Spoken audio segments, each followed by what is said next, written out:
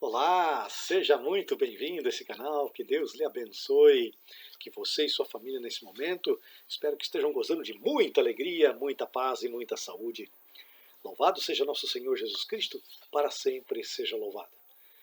Este canal Identidade Católica é destinado para proclamar o que a Igreja Católica pensa, como pensa e o que nos ensina através do Catecismo.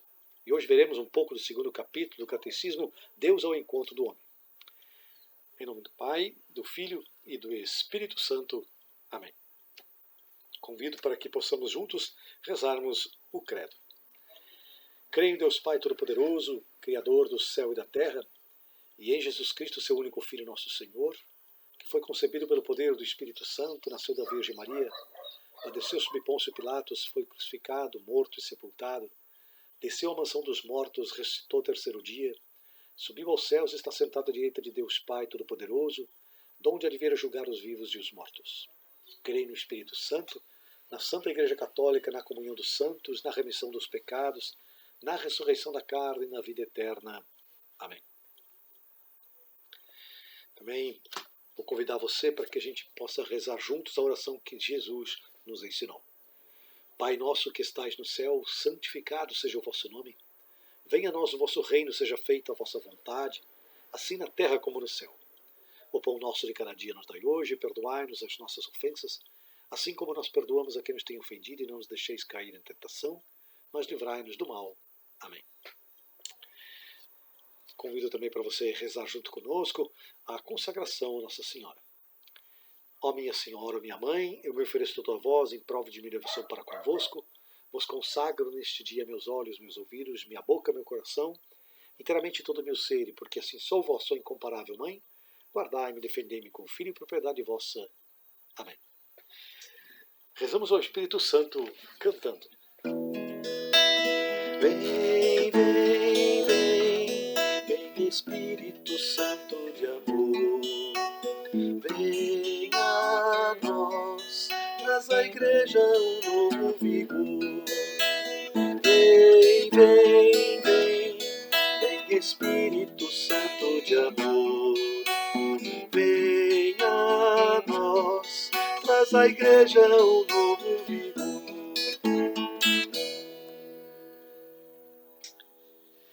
Tem uma frase também do mais novo beato da Igreja Católica, Carlo Acutis, onde ele disse que a tristeza é o olhar voltado para nós próprios, enquanto que a felicidade é o olhar voltado para Deus. No primeiro encontro, apresentamos o capítulo 1 do Catecismo. O homem é capaz de Deus. E vimos que a Igreja, como mãe, nos ensina que Deus é o princípio e o fim de todas as coisas, e que homem e mulher têm a capacidade de conhecer a revelação de Deus por terem sido criados à sua imagem e semelhança. E aqui é um ponto crucial que quero chamar a atenção para a libertação e a cura de nossos problemas. Todos esses problemas que assolam o ser humano serão resolvidos quando soubermos firmemente sobre quem realmente somos. E a nossa cura interior se iniciará. E cura interior nada mais é do que seguir o caminho do céu já aqui na terra. Hoje veremos um pouco desse segundo capítulo, Deus ao encontro do homem. Para isso vamos nos orientar também pela palavra, vou me valer da leitura de alguns versículos do Evangelho de Jesus, escrito por João. No princípio era a palavra, e a palavra estava junto de Deus, e a palavra era Deus. Ela existia no princípio junto de Deus, tudo foi feito por meio dela, e sem ela nada foi feito de tudo o que existe. Nela estava a vida, e a vida era a luz dos homens. E a luz brilha nas trevas, e as trevas não conseguiram dominá-la. E a palavra de Deus se fez carne, e veio morar entre nós. Nós vimos a sua glória, glória que recebe do seu Pai, como Filho único, cheio de graça e de verdade. Ninguém jamais viu a Deus. O Filho único, que é Deus e está na intimidade do Pai, foi quem o deu a conhecer. Palavra da salvação, glória a vós, Senhor. Queridos, o Catecismo diz que o homem pode conhecer a Deus com certeza a partir de suas obras. E por uma vontade absolutamente livre, Deus revela-se e se dá a nós. E o faz plenamente em Jesus Cristo em favor de todos nós. Deus, revelando-se a si mesmo, nos dá a capacidade de, ao conhecê-lo, possamos amá-lo e com isso termos acesso à nossa passagem para a vida eterna. Pois é no amor a Deus e ao próximo que temos essa condição. E não somente amor a Deus, como muitos pregam por aí, e não tão somente amor ao próximo, pois São João diz como é impossível amar a Deus, a quem não vemos, e não amarmos o irmão que vemos. A salvação está nos 2 mandamentos que se completam e afirmam e concretizam os 10 mandamentos entregues a Moisés. Essa revelação sobrenatural que faz de si próprio, que vai culminar na pessoa e missão do Verbo encarnado, Jesus Cristo, se faz por etapas. Desde a origem, Deus dá-se a conhecer, oferecendo a todos nós um testemunho perene de si mesmo nas coisas criadas e decidindo abrir o caminho da salvação sobrenatural. E para isso se usou de nossos primeiros pais. E isso vemos desde os primeiros capítulos do Gênesis, Adão, Eva, na aliança com Noé, Abraão, Moisés, juízes, os profetas, rei Davi, as mulheres santas como Sara, Rebeca, Raquel, Miriam, Débora, Ana, Judite, Esther e, claro, a maior delas, Maria, que é a imagem pura da verdadeira esperança em Jesus Cristo. O Verbo de Deus, Jesus, nos disse tudo o que precisamos ouvir para sermos felizes. Ele que é a palavra única, perfeita e insuperável do Pai. Nele, o Pai disse tudo. São João nos diz o seguinte, como eu li antes, no princípio era o Verbo e o Verbo estava junto de Deus e o Verbo era Deus. Ele estava no princípio junto de Deus, tudo foi feito por ele e sem ele nada foi feito. E completou, ninguém jamais viu Deus. O Filho único que é Deus e está na intimidade do Pai foi quem o revelou. Portanto, não haverá outra palavra além dessa. São João da Cruz expressa isso ao comentar Hebreus capítulo 1, versículos 1 a 2. Ao dar-nos como nos deu o seu Filho, que é a sua palavra, e não tem outra, Deus disse-nos tudo ao mesmo tempo e de uma só vez nesta palavra única, e já nada mais tem para dizer. Porque o que antes disse parcialmente pelos profetas, revelou totalmente, dando-nos o todo, que é o seu Filho. E por isso, quem agora quisesse consultar a Deus ou pedir-lhe alguma visão ou revelação, não só cometeria um disparate, mas faria agravo a Deus por não pôr os olhos totalmente em Cristo e buscar fora dele outra realidade ou novidade. Deus quer que todos os homens se salvem e cheguem ao conhecimento da verdade, que é Jesus Cristo, segundo Timóteo, 1 Timóteo 2,4. Ninguém ama o que não conhece.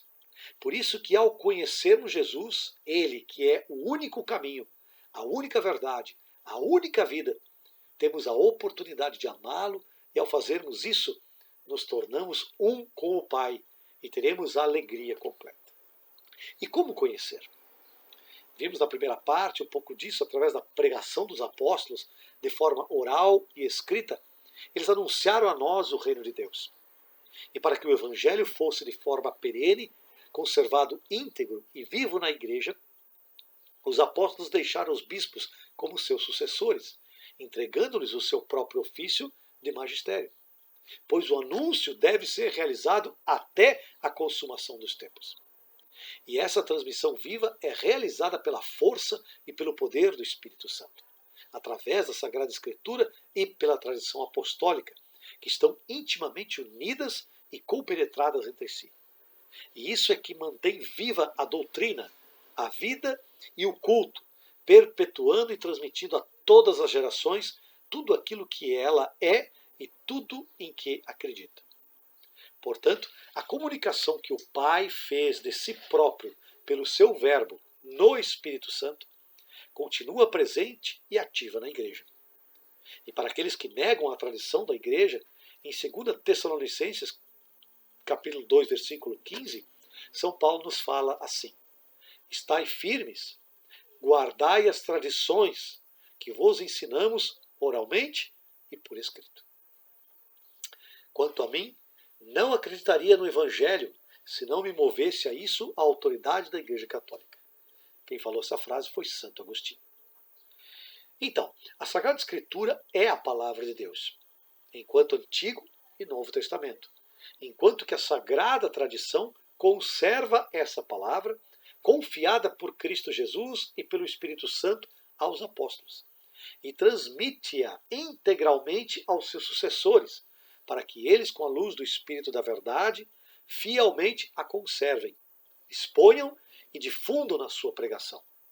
E daí resulta a Igreja a quem está confiada a transmissão e interpretação da revelação. A palavra de Deus se torna para a Igreja apoio e vigor, e para nós a solidez na fé, um verdadeiro alimento para a alma, uma fonte pura e perene para a nossa vida espiritual. Por isso é fundamental que todos tenhamos total acesso à Bíblia, pois ela é e como que a alma da Sagrada Teologia. Por isso que a pregação pastoral, da catequese ou da instrução cristã como um todo deve ser aproveitada para que revigoremos-nos com a palavra de Deus, pois devemos aprender a sublime ciência, o bem supremo que é Jesus Cristo, segundo Filipenses 3,8. E não teremos essa verdade sem o apoio da tradição e do magistério da Igreja, pois a ignorância das Escrituras é a ignorância de Cristo. Portanto, tanto a Sagrada Escritura como a tradição devem ser recebidas e veneradas com igual espírito de piedade e reverência. E da mesma forma que a palavra de Jesus nos deixou os mandamentos, nos deixou também o seu corpo e sangue, não como lembrança, mas como um atestado firme de que queremos o céu. Por isso que a participação e a união ao pão da vida é princípio vivo da luz eterna. Jesus disse: eu sou o pão vivo que desceu do céu. Quem não comer desse pão não terá a vida eterna. Por isso que é importantíssimo a nossa presença junto à Eucaristia, junto da Santa Missa. Tem uma oração que normalmente se reza depois da comunhão. Muitos conhecem como o canto de ação de graça, oração de ação de graça. E eu fiz uma música dessa oração à alma de Cristo.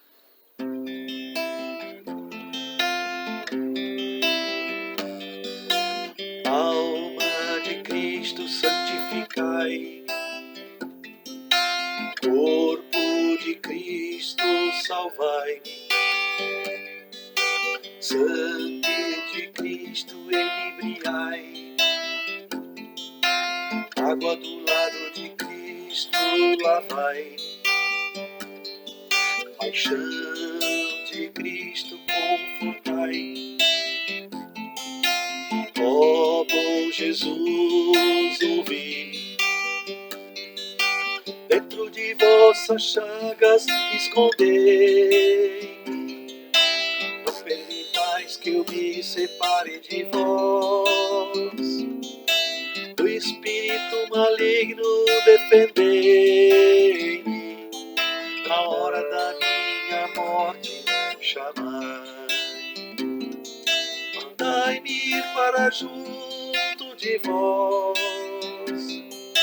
para que vos louve com os vossos santos pelos séculos dos séculos. Amém. Mandai-me ir para junto de vós, para que vos louve com os vossos santos pelos séculos dos séculos. Amém. Pelos séculos dos séculos. Amém.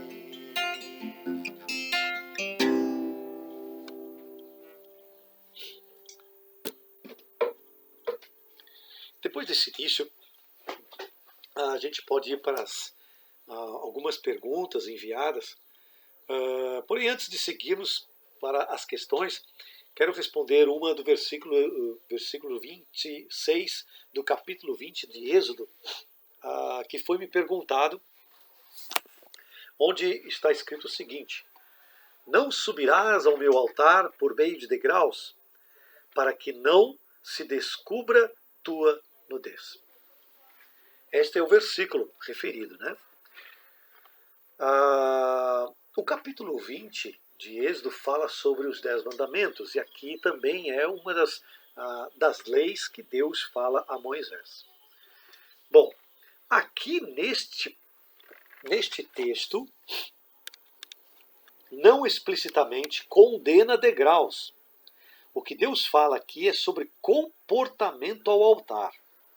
É muito provável que, na época, o sacerdote vestia uma simples tanga, como os egípcios faziam, o que poderia tornar esta prática um pouco indecente.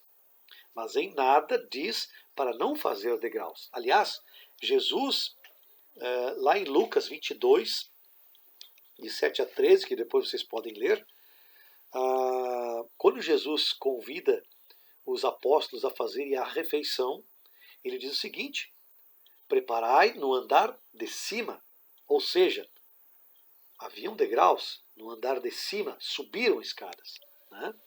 Também sugiro que vocês leiam Deuteronômio 28, 47 e 48 e Romanos 8, 31 e 39, para que a gente também possa saber e meditar um pouco sobre esta resposta. Bom,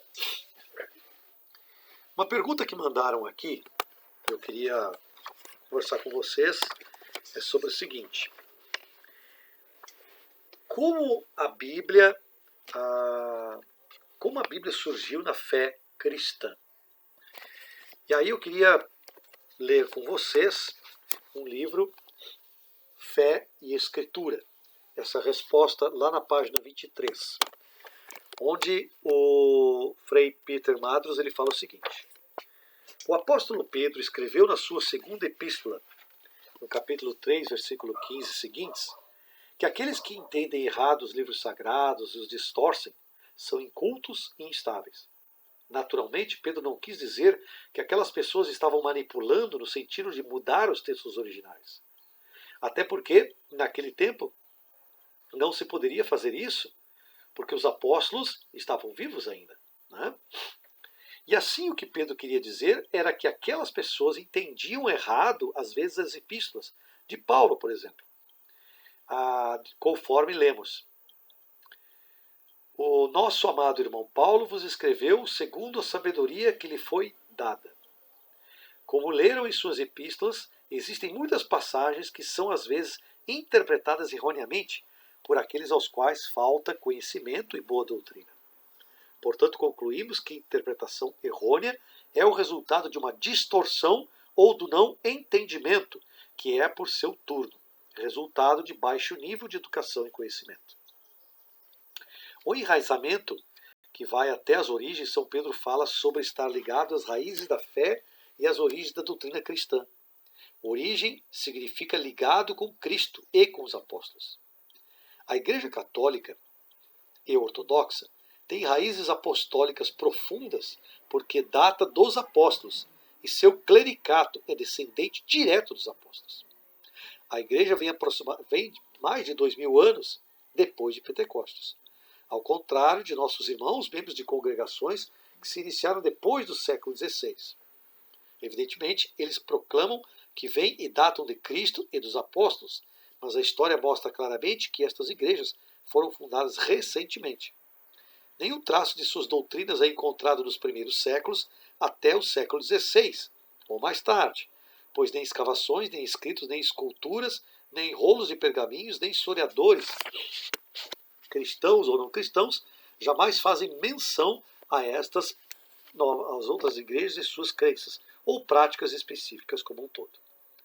Tomemos, por exemplo, o achado de pias batismais de pequeno tamanho, o que prova historicamente por si mesmo que o acréscimo das referências dos Atos dos Apóstolos e uma referência em 1 Coríntios 1,16, que o batismo de crianças existiu. A Igreja Católica Ortodoxa não era considerada por esse nome até o século XVI. A resposta é a seguinte: é verdade que no começo a Igreja era chamada católica, universal e ortodoxa, aquela que proporciona a doutrina certa. E só em 1054 ocorreu o cisma oficial entre Roma e Bizâncio. Mas a doutrina e prática da Igreja Católica e da Ortodoxa têm sido as mesmas por aproximadamente 2000 anos e se reportam aos apóstolos. Então essa é a primeira pergunta. Tem uma outra pergunta aqui que vem ao encontro desta.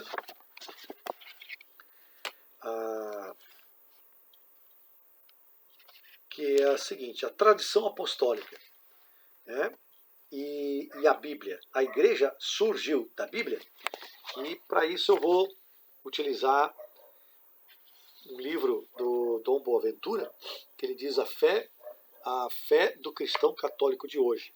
E lá na página 37, ele responde assim: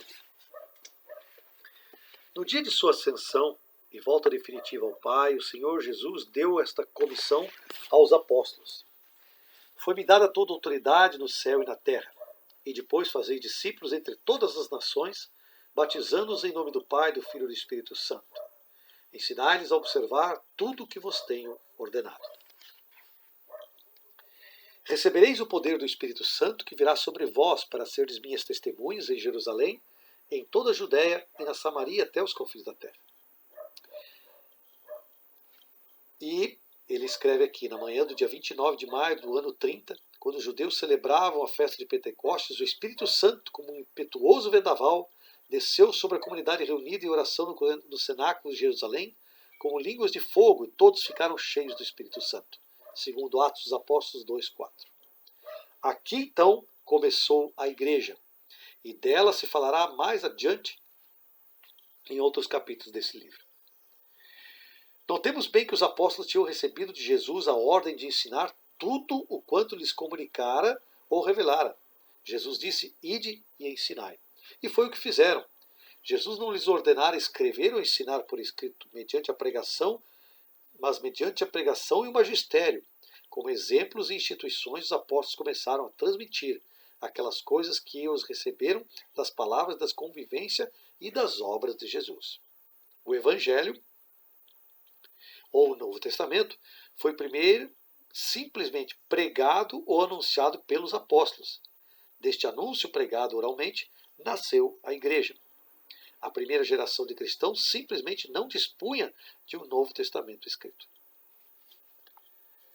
O magistério vivo dos apóstolos e dos que os ajudavam nessa missão valia para eles, e para que o Evangelho se conservasse inalterado e vivo na igreja.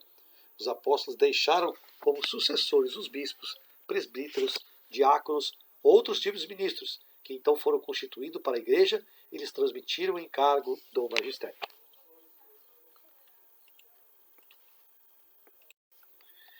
Essa transmissão viva realizada com a luz e a força do Espírito Santo é chamada de tradição.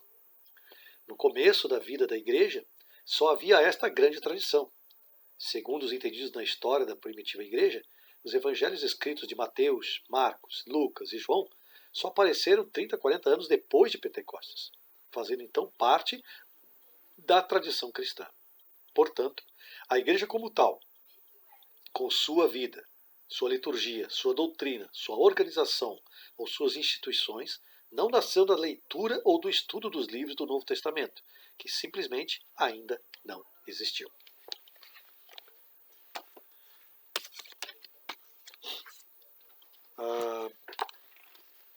Tem uma outra pergunta que diz o seguinte: por que existe a diferença entre a Bíblia católica e a dos protestantes?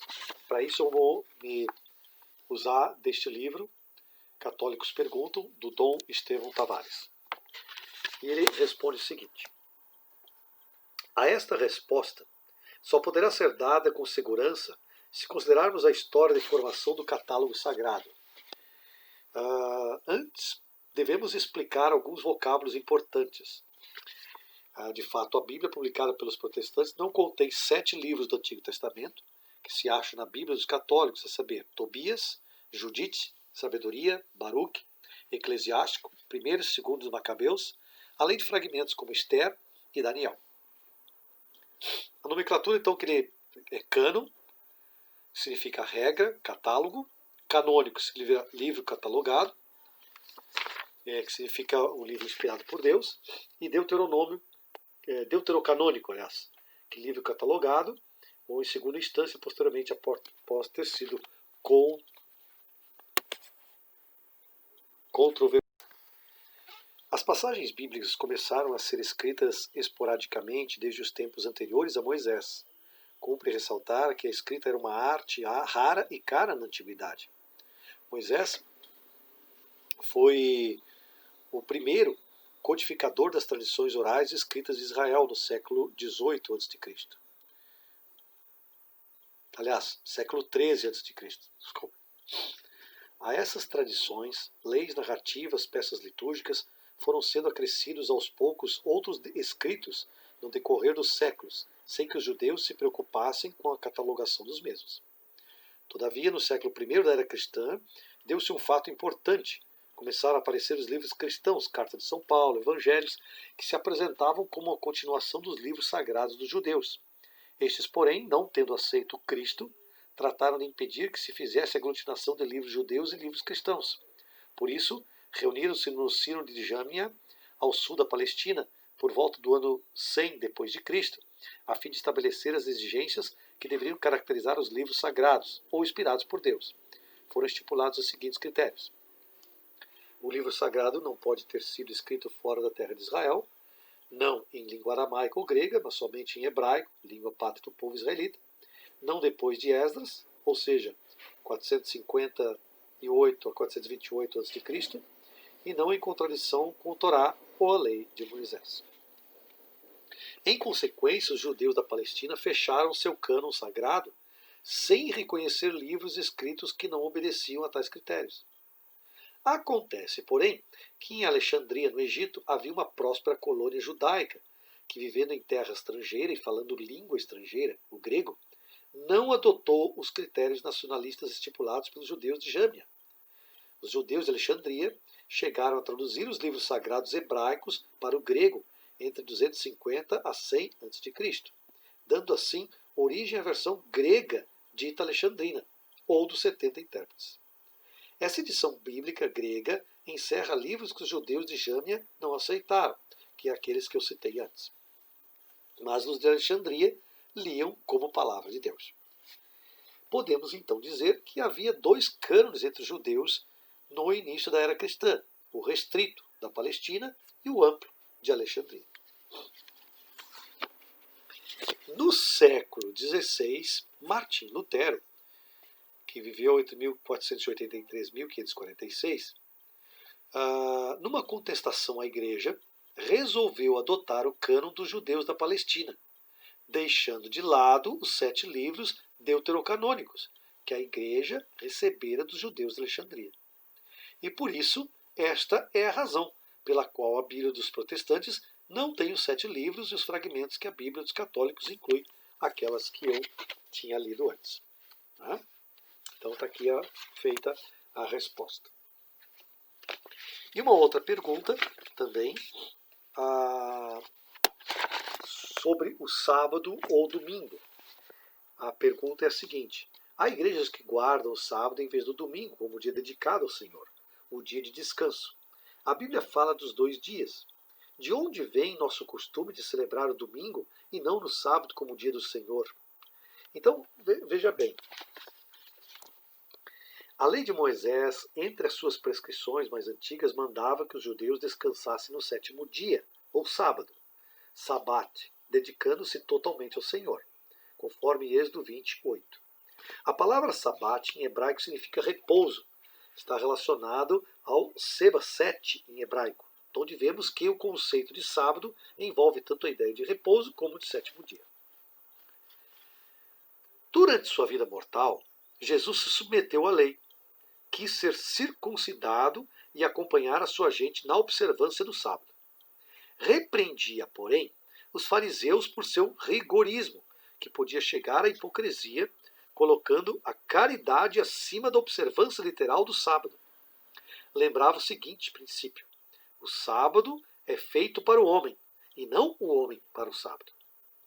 O sábado seria, pois, um meio para o homem atingir mais seguramente o grande fim de sua vida, a união com Deus, e não seria um fim em si. Consequentemente, Jesus atribuiu a si mesmo o poder de modificar ou suspender a guarda do sábado. Por causa disso, os doutores da lei o incriminavam, conforme João 5,9. Mas Jesus respondia que não fazia senão imitar o Pai, que, tendo entrado no seu repouso após criar o mundo, continuava a governar este e aos seus homens, conforme João 5,17. Foi, por certo, essa atitude de Jesus que inspirou aos antigos cristãos uma certa liberdade em relação ao sábado, fazendo-os compreender o espírito da observância desse dia. Aqui ele fala o seguinte: podemos crer que São Paulo, arauto da abolição das observâncias judaicas, não tenha imposto a celebração do sábado aos cristãos convertidos ao paganismo. O apóstolo chegava mesmo a cautelar os fiéis contra a infiltração de ideias judaizantes. Ele dizia: que ninguém vos critique por questões de alimentos ou bebidas, ou de festas novas,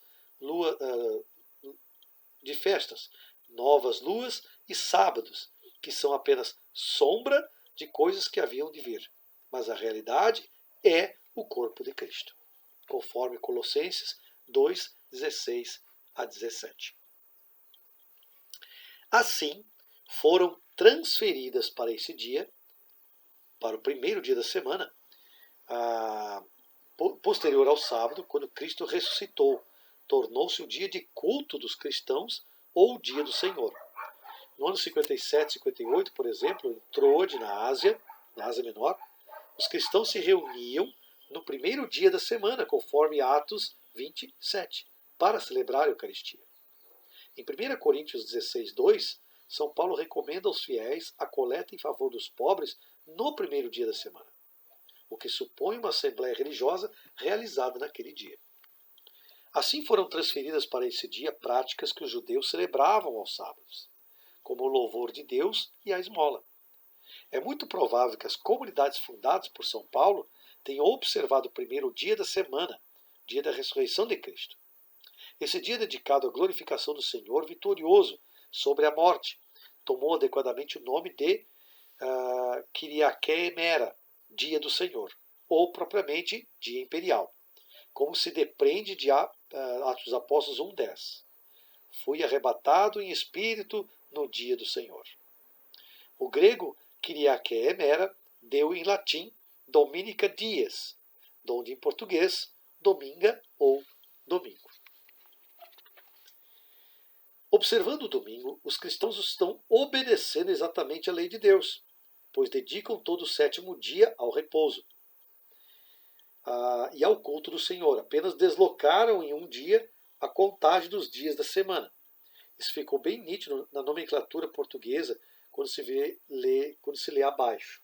Assim, a semana judaica: primeira-feira, segunda-feira, terça-feira, quarta-feira, quinta-feira, sexta-feira, sétima-feira. Então, era dividido em dias. Sétimo, de primeira a sétima.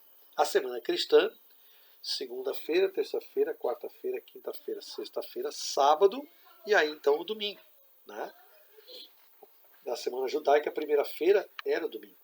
Né? E aqui então só se modificou. Segunda-feira e o domingo então ficando como sétimo dia. Seria de resto despropositado que os cristãos continuassem a observar o sétimo dia dos judeus, visto que nesse dia Jesus ficou no sepulcro e só ressuscitou no dia seguinte, apresentando-nos a nova criatura, a qual nos devemos todos conformar. E aí ele fala algumas coisas, por exemplo, que lá desde o século II há depoimentos que atestam a celebração do domingo, tal como foi instituída pelos apóstolos, conscientes do significado da ressurreição de Cristo. Santo Inácio de Antioquia, em torno de 110 anos aproximadamente, escrevia aos magnésios assim: aqueles que viviam na antiga ordem de coisas chegaram à nova esperança, não observando mais o sábado, mas viver no segundo dia do Senhor, dia em que nossa vida se levantou mediante Cristo e sua morte. Queridos, então, neste momento, encerramos esse capítulo. E queria convidar vocês para a gente podermos cantar juntos, então.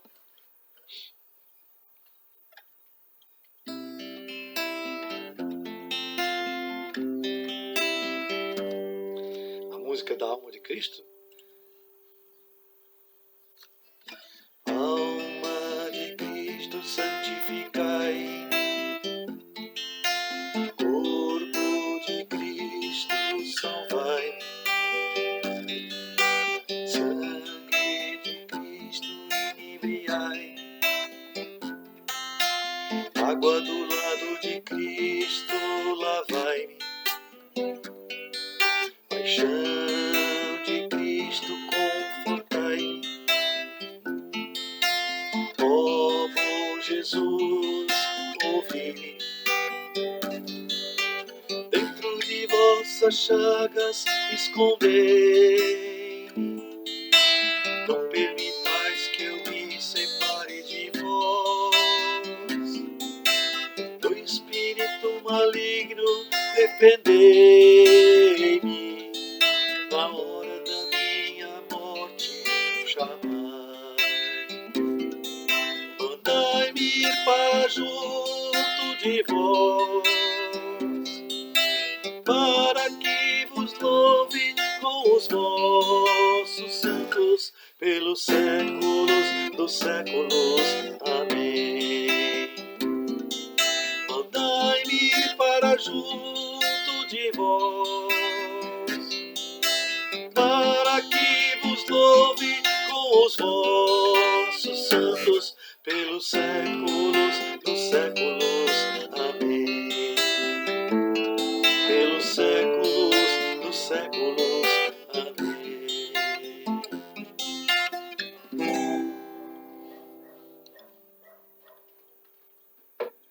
O Senhor te abençoe e te guarde, o Senhor te mostre a sua face e conceda-te a sua graça. O Senhor volva o seu rosto para ti e te dê a paz. Em nome do Pai, do Filho e do Espírito Santo. Amém.